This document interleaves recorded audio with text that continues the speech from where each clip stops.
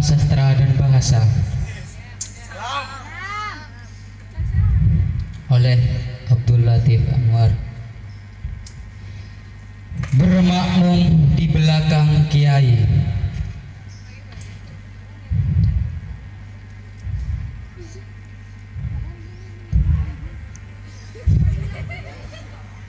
Rindu kami padamu Anukoya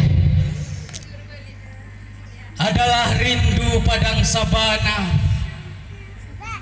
Ketika musim labuh tak kunjung tiba dan pucuk-pucuk mayang yang tak mengalirkan nira.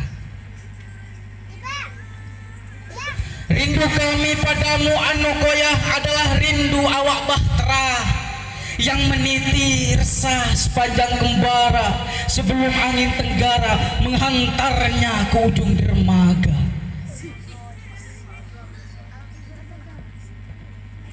Rindu kami padamu Anukoya adalah rindu bintang gemintang di pucuk cakrawala. Ketika langit mengaburkan warna dan matahari enggan menerangkan cahaya. Wahai, bagaimana kami sanggup menelan getir rindu sementara jejak kami terpahat abadi di sepanjang lintas antara Latelu bangsa, antara Sawajarin dan Nirmala. Bagaimana bisa kami melupakan sejarah di mana kami merendah hari-hari meleburkan usia, memaknai hidup dalam setiap jengkal nafas, dan kegamangan jati diri masih terasa di cupu hati. Segar aroma bunga tembakau, harumnya tanah yang dibasahi hujan pertama di penghujung kemarau, dan sedapnya nasi jagung dengan lauk ikan asin dan ulam daun kelor. Ingin rasanya mengulang kembali masa-masa indah di sana, mencuci dan mandi di sumber daleman, begadang sepanjang malam di bawah bulan, bercerita dan bergelak tawa tak kenal bosan, melinting rokok beraroma menyengat sambil ngopi bergantian. Dan setiap pagi diam-diam mengintip para santriwati yang melintas di kejauhan.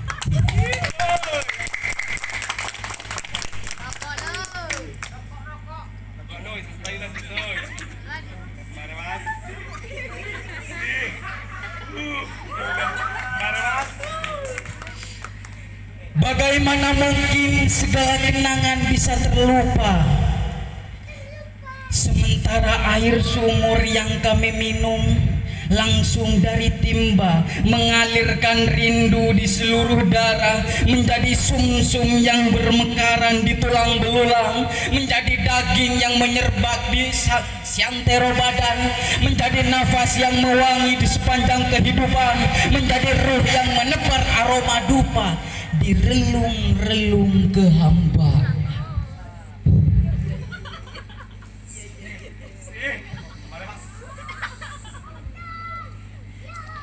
Bagaimana mungkin perjalanan waktu dan menghapus sejarah?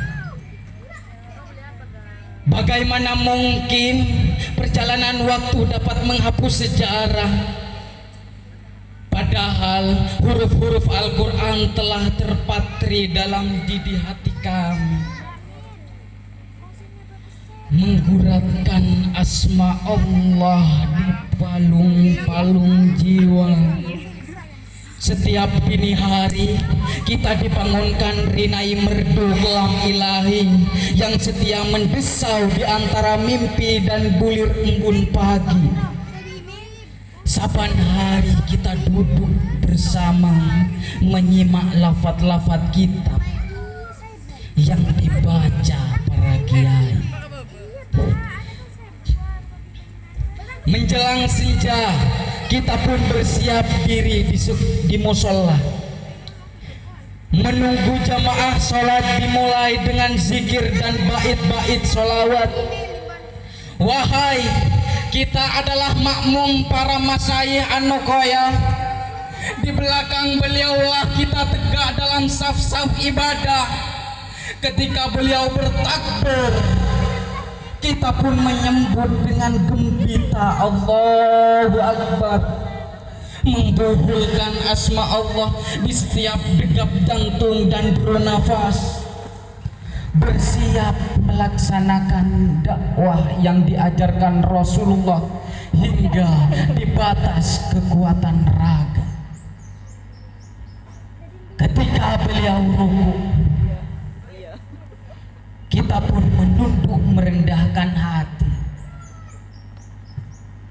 Betapa segala kekuatan dan kepercayaan diri, betapa selaksa kekuasaan dan prestasi hanyalah titipan di bawah keagungan Rabbul Izzati. Ketika beliau iktidal, kita kembali berdiri sambil mengenali jati diri, merumat potensi, mengasah kemampuan naluri. Ketika beliau sujud, kita pun rebah dalam kefanaan diri. Kepala yang kita banggakan di tempat paling tinggi tersungkur hina menyuruh dalam kebun.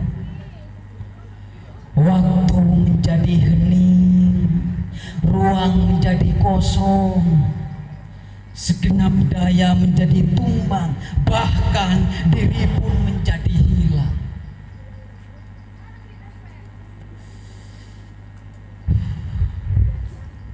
Tiada ada, tiada daya, tiada upah, hanya Allah, hanya Allah. Ketika beliau salam, kita pun bersalam, menabur senyum, menabur kedamaian.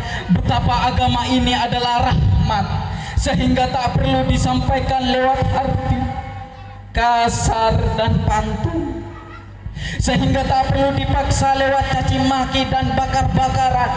Wahai, kita adalah makmum para masyayikh an-Nuqoyah. Sejak dari santri kita telah dipedomani, telah diteladani. Tetapi mengapa kita hendak mufarroqah dari jemaah ini? Padahal ulama-ulama baru yang tampil di TV tak lebih dari selebriti yang memperjualbelikan agama dan materi. Padahal ulama-ulama baru yang mengobral hadis dan ayat suci tak lebih dari para penghafal Al-Quran yang sekedar pandai berorasi.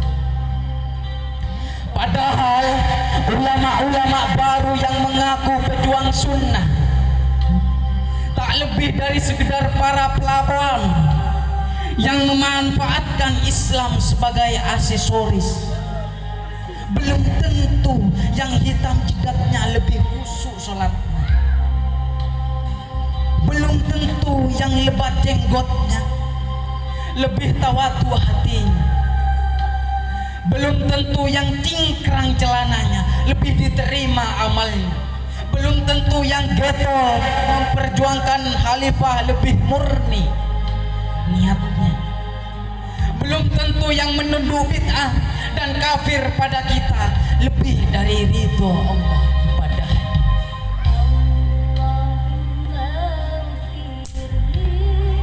Wahai, kita adalah makmum para masyayikh an-Nuqoyah. Di belakang beliau kita setia mengikut rokaat sholat dari takbir hingga salam terakhir. Tapi kini setelah pendidikan kita tamat, kadang merasa lebih alim dari kiai hanya lantaran menguasai berbagai ilmu. Mengapa kita dengan lantang berani menepuk dada? Padahal sejatinya kita hanya gumpal. Padahal sejatinya kita hanyalah gumpalan darah, daging dan tulang belulang tanpa makna. Gerangan ilmu setinggi apakah yang hendak kita sombongkan? Gerakan amal sebanyak apakah yang hendak kita andalkan? Padahal kita belum punya iman seteguh Abu Bakar yang setia mengikut lampah Rasulullah hingga di akhir usia.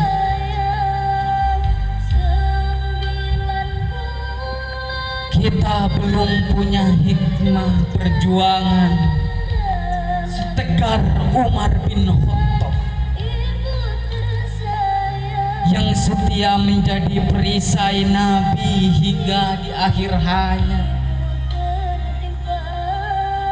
Kita belum punya kedermawanan semisal Utsman bin Affan yang hartanya tak habis dibagikan hingga kini. Kita belum memiliki tingkat keilmuan setinggi Ali bin Abi Thalib yang saking pandainya dijuluki kunci dari khazanah ilmu Rasulullah.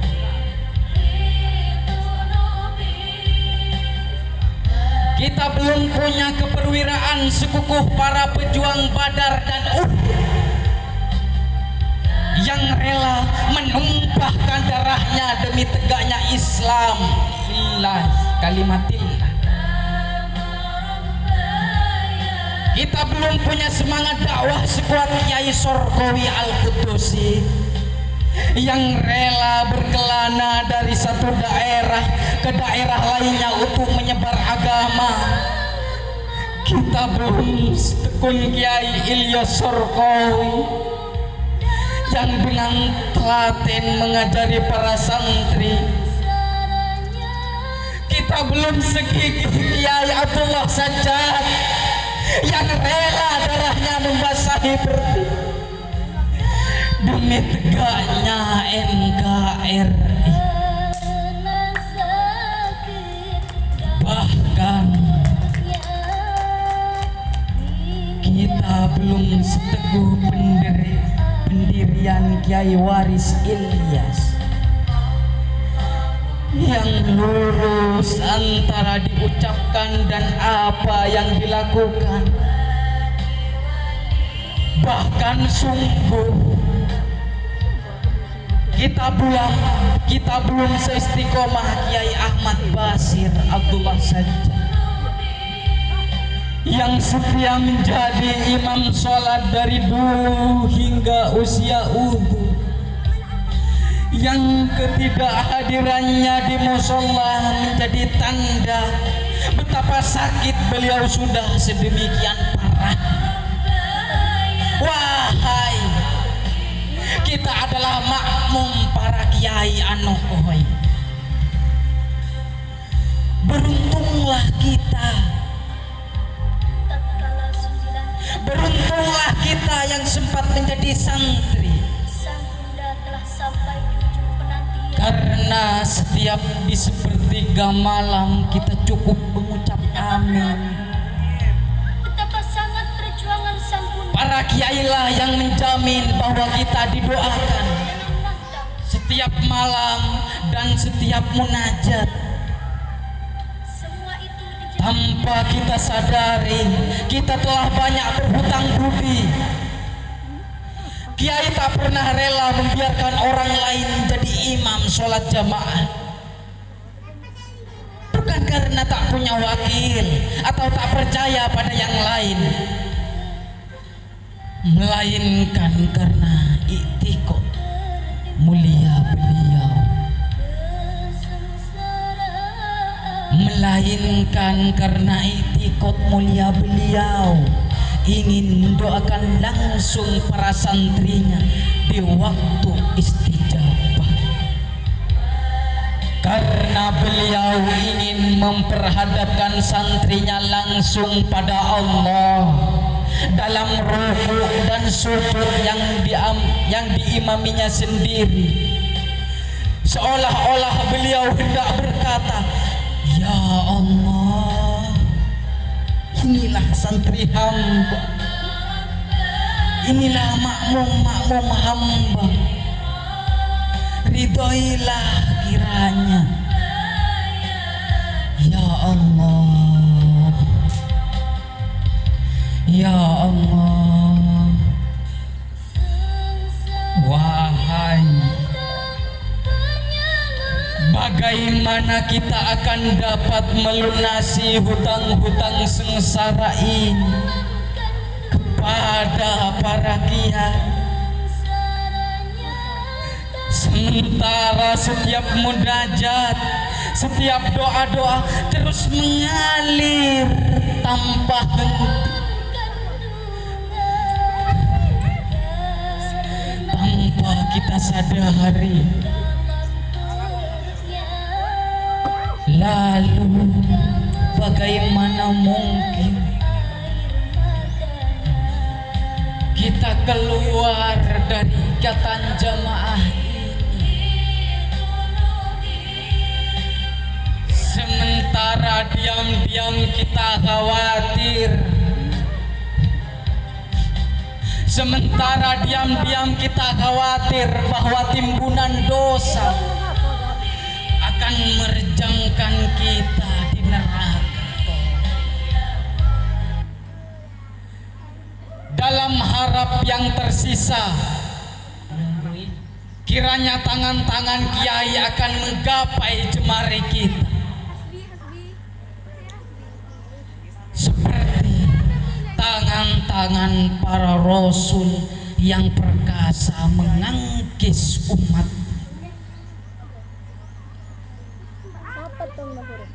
Karya alumni literasi.